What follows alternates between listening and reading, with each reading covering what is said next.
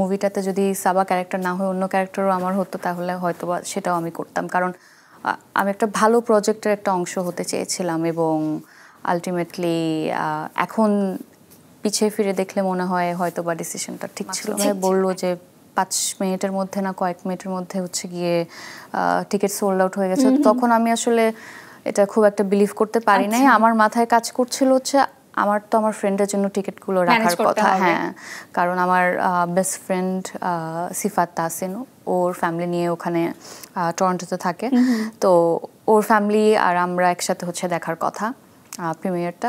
তো আমি সাথে সাথে সাইটে ঢুকি, টিকিট মাস্টারে অ্যাপে ঢোকার পর আমি দেখছি আসলেই সোল্ড আউট। তো